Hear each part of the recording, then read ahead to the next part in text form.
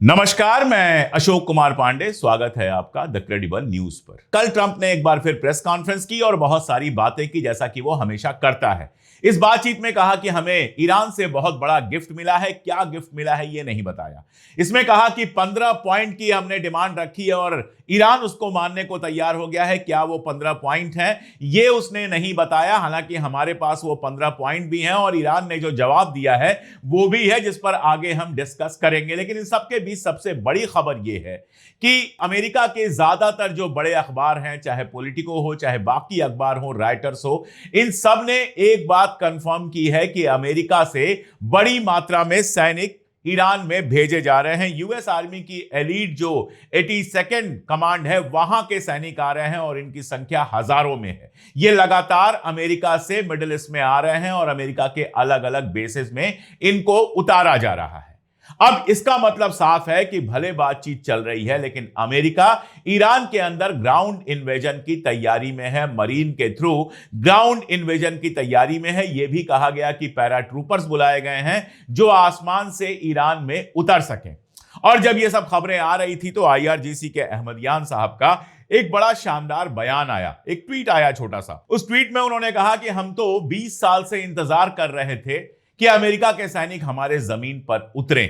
यानी एक लाइन में क्लियर कर दिया कि हम तो पूरी तरह से तैयार हैं, तुम हमारी जमीन पर उतरो, फिर देखो हम क्या करते हैं, कैसे तुमको तुम्हारे कॉफिन्स में तुम्हारे देश भेजते हैं। ईरान एक इस तरह का मुल्क है, उसकी ज्योग्राफी जो लोग जानते हैं कि जमीन पर उतरने का मतलब है कि एक तो यह जंग महीनों नहीं बरसों चलेगी और अमेरिका का कितना नुकसान होगा यह बात अंदाज लगाना भी आज के टाइम में मुश्किल है। तो यह जंग एक खतरनाक दौर में जा रही है, यह बिल्कुल क्लियर है और ईरान इस बात को अच्छी तरह से जानता है। जैसे कल एक बयान आया और उस बयान में कहा गया कि अराक्ची और कालिबाफ, इन दोनों लोगों को टेम्पररी इम्यूनिटी दी जा रही है। यानी बातचीत के इस प्रोसेस में अगले 5 दिन जो बातचीत का प्रोसेस है, अब तो 4 दिन ही बचा, इनके ऊपर अटैक नहीं किया जाएगा। जिस दिन यह खबर आई थी और कालिबाफ साहब का नाम इजराइल और अमेरिका के एजेंट बहुत ज्यादा ले रहे थे, मैंने ट्वीट किया था कि कालिबाफ साहब के ऊपर ईरान को खास ध्यान रखना चाहिए। उनका नाम उछाला गया है, कहीं ऐसा ना हो कि ये लोग उनको मार दें या मरवा दें और फिर ईरान की आर्मी के ऊपर, ईरान के लोगों के ऊपर उसका इल्जाम लगा दें, क्योंकि ये चाहते यही हैं कि ईरान में जितना तोड़फोड़ हो सके, आईआरजीसी के अंदर जितना विवाद हो सके उतना पैदा किया जाए। मुझे लगता है कि यह बात मुझसे बेहतर ईरान के लोग जानते थे। उन्होंने यह शर्त रखी कि अगर कोई बातचीत की प्रोसेस शुरू होती है तो सबसे पहले हमारे लीडर्स को आपको इम्यूनिटी देना पड़ेगा। अराक्ची जो है वो ईरान का चेहरा है, कैरियर डिप्लोमेट है, सारी दुनिया में उनके संपर्क हैं, उनका चेहरा लगातार दुनिया भर के इंटरव्यूज में दिखता है। तो उनको निशाना बनाने की बात शैतान नेतन्याहू बिल्कुल सोच सकता है, इसलिए इम्यूनिटी की बात की गई। आप समझ सकते हैं कि बातचीत जहां से शुरू होनी है वहां से ही कितने शक और सुबह हैं। इसीलिए ईरान ने एक नई टेक्निक अपनाई है। ईरान पिछले 2 दिनों से मैं देख रहा हूं कि उन इलाकों पर हमला कर रहा है जहां भारी आबादी है।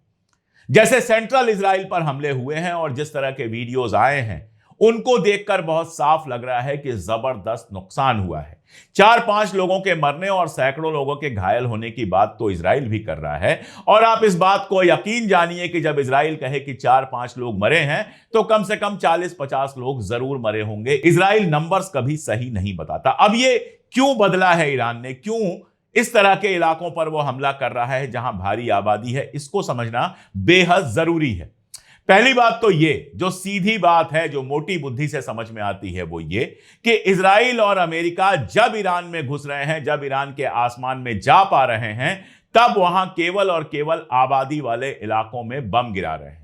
अली लारीजानी को मारने के लिए पूरा का पूरा अपार्टमेंट उड़ा दिया गया जिसमें सैकड़ों लोगों की जान गई। ऐसे समझिए कि आप किसी अपार्टमेंट के एक फ्लैट में रहते हैं, आपको निशाना बनाने के लिए अगर उसमें 100 फ्लैट हैं तो सबको उड़ा दिया गया। इसका मतलब आप समझ सकते हैं कि किस तरह से लगातार आबादी को परेशान किया जा रहा है। इजराइल की इस चाल के पीछे यह है कि साइकोलॉजिकल प्रेशर बनाओ। लोग परेशान होकर सड़क पे आएंगे, अपनी सरकारों से कहना शुरू करेंगे कि भैया जंग बंद करो। साथ में जब उसकी तस्वीरें सारी दुनिया में जाएंगी तो दुनिया को लगेगा कि इजराइल बहुत मजबूत है, देखो कैसे घर के घर साफ कर दे रहा है। तो जैसे को तैसा टिट फॉर टैट वाला जो जवाब ईरान दे रहा है, उसमें वैसी ही तस्वीरें इजराइल से भी अवेलेबल करा दे रहा है। इजराइल में भी लगातार आबादी वाले इलाकों पर विस्फोट हो रहे हैं, वहां मिसाइलें गिर रही हैं, क्लस्टर बम गिर रहे हैं और इजराइल के लोग रात रात भर भागकर शेल्टर में रह रहे हैं, इसके बावजूद मारे जा रहे हैं। जहां पहले दावा था, अब भी दावा तो यही है कि 90% मिसाइलें हमने आसमान में ही गिरा दी, इंटरसेप्ट कर ली। कहने वालों का कहना है कि यह घटकर 50 से 60% रह गई हैं, यानी 10 में से 4 से 5 मिसाइलें जमीन तक जा रही हैं। एक बात तो यह है कि जैसे को तैसा, ताकि जब यहां से दबाव पड़े, जब इजराइल की जनता से दबाव पड़े, तब नेतन्याहू एक बार सोचे कि अगर ईरान में हम लोगों को मारेंगे तो हमारे लोग भी इजराइल में मारे जाएंगे, और इसका असर दिखाई दे रहा है। मैं कई सोशल मीडिया हैंडल जो इजराइल के हैं उनको भी देखता रहता हूं, यह देखने के लिए कि वहां क्या चल रहा है। मैं आपको एक इजरायली सोशल मीडिया हैंडल दिखाता हूं। यह एलोली ग्रीन का हैंडल है, और ये एलोली ग्रीन जो है वो लिखता है कि लगातार जिस तरह से मिसाइलें गिर रही हैं, हम सारी सारी रात अंदर रह रहे हैं शेल्टर के, उसके बावजूद लोग मारे जा रहे हैं, लोग घायल हो रहे हैं, हमारे घर टूट रहे हैं। और इस आदमी ने कहा था कि हम जीत गए हैं, लेकिन असल में हमारी तबाही लगातार हो रही है, ये इजराइल की जनता कह रही है। एक और आप देखिए जैकब लेवी का, ये भी इजराइल में रहते हैं, इन्होंने भी अपने सोशल मीडिया हैंडल पर ऐसी ही बातें लिखी हैं। और अमित सहगल जो वहां का बड़ा जर्नलिस्ट है, और ना केवल बड़ा जर्नलिस्ट है बल्कि नेतन्याहू का करीबी माना जाता है, उसके बिहाफ पर एक खबर आई है, उसने एक खबर दी है और उसमें कह रहा है कि जो चीफ ऑफ स्टाफ है नेतन्याहू का, जीव एगमन, वो कनेसेट के मेंबर के, वहां के संसद के मेंबर्स को बबून कह रहा है, बंदर कह रहा है, और कह रहा है कि नेतन्याहू को जरूर इस्तीफा दे देना चाहिए। एक महिला मंत्री जो गजा में सारे बच्चों को मारने की बात करती थी, कल उसका घर उड़ा दिया गया। उसकी किस्मत अच्छी थी कि वो खुद घर में नहीं थी। तो एक तो साइकोलॉजिकल प्रेशर आप ईरान पे बनाना चाह रहे हो, तो सीधा मुकाबला ईरान कर रहा है आपके ऊपर साइकोलॉजिकल प्रेशर बनाकर। कल एक वीडियो वायरल हो रहा था जिसमें एक लेडी पागल होकर घूम रही थी और जितनी बार सायरन बज रहा था उतनी बार डांस कर रही थी। और कितनी बार सायरन बजा है, एक इजरायली ने अपने मोबाइल का स्क्रीनशॉट निकाला है, मोबाइल पर मैसेज आता है सायरन बजने का, वो स्क्रीनशॉट आप देख सकते हैं कि लगातार कैसे सायरन बज रहा है। 24 घंटों में 23 हमले किए हैं ईरान ने। आप समझ सकते हैं कि इजराइल में लोगों की हालत कैसी होगी। तो एक तो ये साइकोलॉजिकल प्रेशर बराबर में बनाने का मामला है, और दूसरा इससे बड़ा मामला है जिसको समझना बेहद बेहद बेहद जरूरी है। वरना इजराइल जो प्रचार करता है, घर टूटता है तो कोई चला आता है वीडियो बनाने, देखो हमारा घर तोड़ दिया, वार क्राइम कर दिया। इजराइल के बारे में यह खबर आम है और कई रिपोर्ट्स ऐसी छप चुकी हैं कि वो अपने जो मिलिट्री और बाकी सब अड्डे बनाता है वो घनी आबादी के बीच बनाता है। चारों तरफ बड़े बड़े अपार्टमेंट हैं और उसके बीच में किसी अपार्टमेंट में या किसी बिल्डिंग में इजरायली आर्मी का, शिन बेट का, आईडीएफ का, मोसाद का, इन सब का काम चलता है। तो जाहिर है कि जब ऐसे मकानों पर हमला होता है तो बाहर से देख के लगता है कि भरी आबादी पर हमला हो गया। जैसे शिन बेट का इनका ऑफिस बर्बाद किया है। शिन बेट मतलब समझ लीजिए जैसे हमारे यहां बीएसएफ, सीआरपीएफ वगैरह होते हैं, अंदरूनी सुरक्षा के लिए शिन बेट इनका ऑर्गेनाइजेशन है। शिन बेट का ऑफिस सेंट्रल इजराइल में तबाह किया गया है, यह बात कंफर्म है। मोसाद के कई अड्डे तोड़े गए हैं, यह बात कंफर्म है। आईडीएफ के कई ऑफिसेस तोड़े गए हैं, कई अड्डे तोड़े गए हैं, यह बात कंफर्म है। ये सारे के सारे चूंकि घनी आबादी के बीच में हैं, इसीलिए आपको वो तस्वीरें और वो मंजर दिखाई देता है जिससे इजराइल छाती पीट रहा है कि अरे हमारे लोगों को मार दिया, अरे हमारे घर तोड़ दिए। दुनिया में किसी को अगर कोई हक नहीं है इस तरह की बात करने का तो वो इजराइल को है और अमेरिका को भी नहीं है। अमेरिका का जो सेक्रेटरी ऑफ वॉर है पीटर हेग्सेट, उसका एक बयान है और उस बयान में वो कहता है कि हमने अपने सैनिकों से कहा कि जो रूल ऑफ वार होते हैं उनको फॉलो करने की जरूरत नहीं है। रूल ऑफ वार क्या होते हैं? हॉस्पिटल्स पे हमला मत करो, स्कूल पे हमला मत करो, रिहायशी इलाकों पे हमला मत करो, शहरियों पे हमला मत करो। हमला सिर्फ और सिर्फ उन चीजों पर करो जो जंग से जुड़ी हुई हैं। उसका कहना है कि हमने इस तरह के सारे नियम कहा है कि छोड़ दो और मारो, काटो, सब कुछ करो, कैसे भी जीत हासिल करो।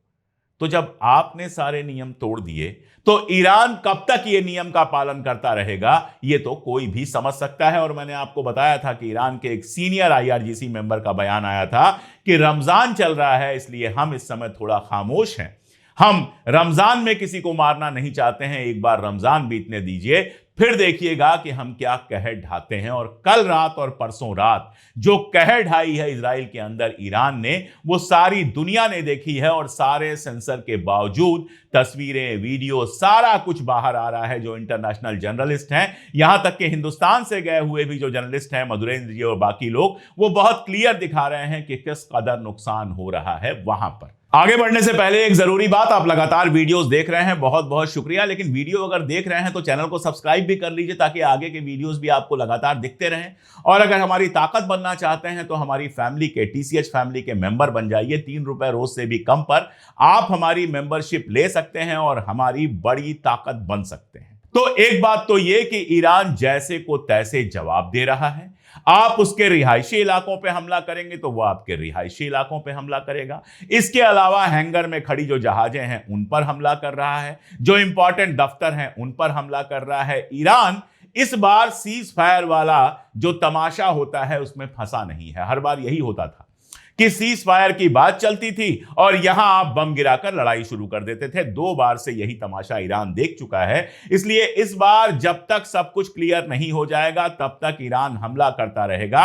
यह बात ईरान ने बिल्कुल क्लियर कर दी है। और मैं आपको बताऊं कि सब कुछ क्लियर होने के बाद भी वो इजराइल के ऊपर नजर बनाए रखेगा, क्योंकि वो जानता है कि इजराइल दुनिया का कोई नियम नहीं मानता है। गजा के अंदर इन्होंने सीज फायर किया है और गजा में भी लगातार बम गिर रहे हैं।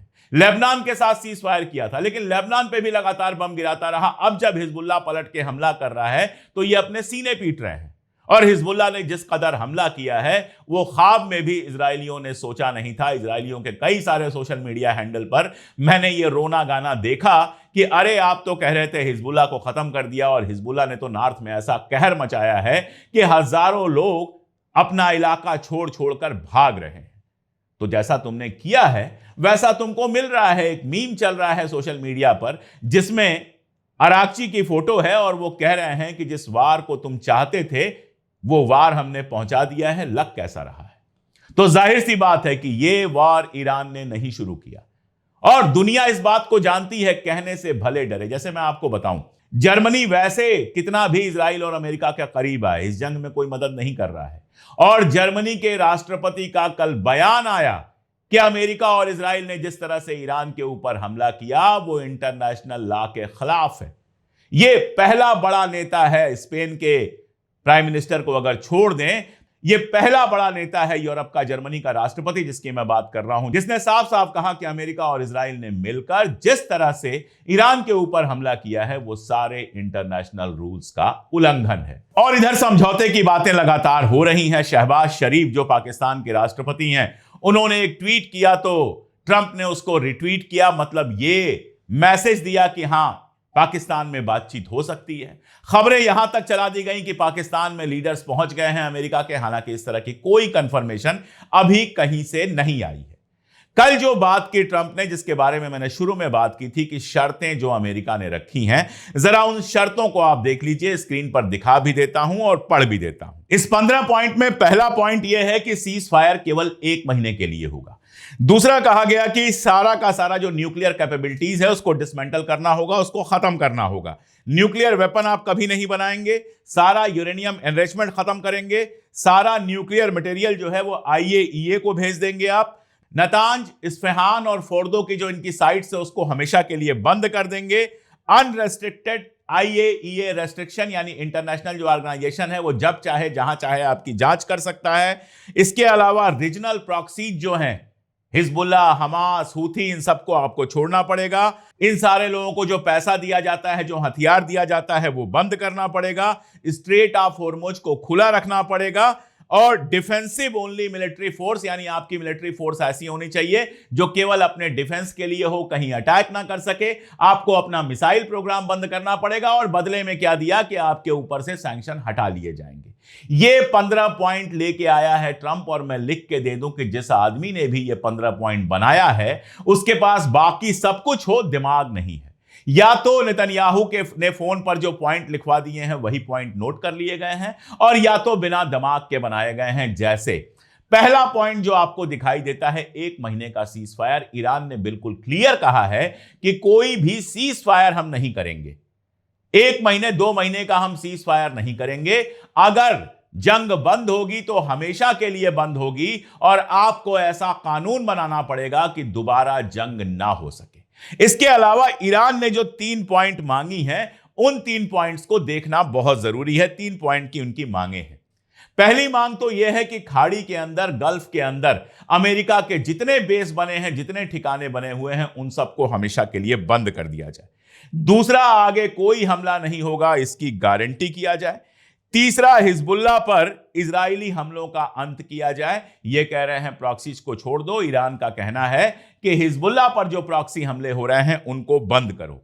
उसके बाद सारे सैंक्शन हटाओ, जितना जंग में हमारा नुकसान हुआ है उसका मुआवजा दो, और मिसाइल वाले मामले पर तो हम तुम्हारी न पहले सुनते थे ना अब सुनेंगे। मिसाइल वाले मामले पर कोई प्रतिबंध नहीं चाहिए, और साथ में स्ट्रेट ऑफ होर्मुज का एक लीगल फ्रेमवर्क बनाओ। जैसे बाकी जगहों पर इस तरह की स्ट्रेट के पैसे वसूले जाते हैं, इजिप्ट वसूलता है, टर्की वसूलता है, और भी कंट्रीज, कनाडा वसूलता है, वैसे हम भी यहां से महसूल वसूलेंगे, यहां से टॉल वसूलेंगे। ये ईरान ने शर्तें रखी हैं।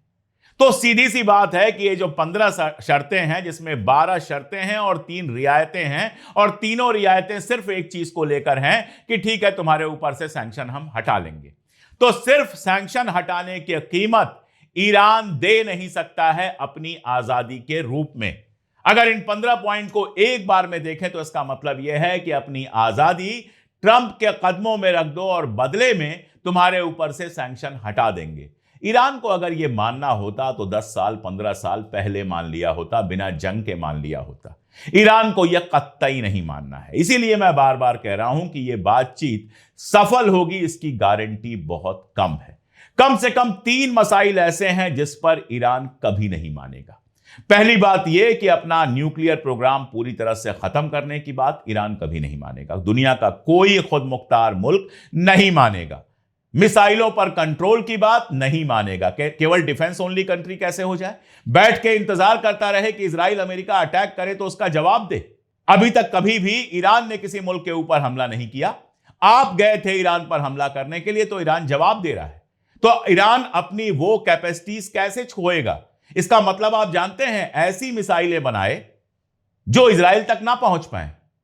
पॉसिबल ही नहीं है। आज अगर उसके पास मिसाइलें ऐसी नहीं होती जो इजराइल तक पहुंच पाती या अमेरिका के अड्डों तक पहुंच पाती, तो इस जंग में 3 दिन के अंदर अमेरिका और इजराइल ने ईरान के ऊपर कब्जा कर लिया होता। और कल ये ऐसा नहीं करेंगे, इसकी कोई गारंटी नहीं है। इसलिए एक बात तो बिल्कुल तय मान लीजिए कि इस जंग में ईरान इन शर्तों को नहीं मानने जा रहा है। मुआवजा वसूले बिना भी नहीं छोड़ेगा। और मैं कह रहा हूं, कल भी मैंने कहा था कि मुआवजे की रसीद तो शेख साहब लोगों पर फाड़ी जा सकती है। और जिस तरह की खबरें आ रही हैं, कल न्यूयॉर्क टाइम्स ने छापा कि सऊदी अरबिया के जो क्राउन प्रिंस हैं वो अमेरिका से कह रहे हैं कि अभी लड़ाई जारी रखिए और ईरान की जो मिसाइल पावर है उसको इतना कम कर दीजिए, इतना खत्म कर दीजिए कि आगे वो सर ना उठा सके। अब यह खबर सही है या झूठी है, क्योंकि न्यूयॉर्क टाइम्स और वॉल स्ट्रीट जर्नल की खबरें कभी मैं बहुत सही नहीं मानता। ये अमेरिका और इजराइल का एजेंडा चलाते हैं, तो मैं नहीं जानता। लेकिन अगर यह जरा सी भी सही है तो आप समझिए कि ईरान के आसपास सारे दुश्मन अगर बैठे हुए हैं तो वो अपनी कैपेबिलिटीज को कैसे खत्म करेगा। ऐसे ही स्ट्रेट ऑफ होर्मुज अब वो नाक का सवाल बन गया है। और जब नाक का सवाल बन गया है तो कोई ना कोई ऐसा लीगल फ्रेमवर्क बनवाएगा ईरान जिससे स्ट्रेट ऑफ होर्मुज उसके कंट्रोल में रहे। तो ये सारी चीजें बिल्कुल साफ है। अभी भी क्या है, लोग कह रहे हैं स्ट्रेट ऑफ होर्मुज बंद है, और ईरान क्या कह रहा है? दुश्मनों के लिए बंद है।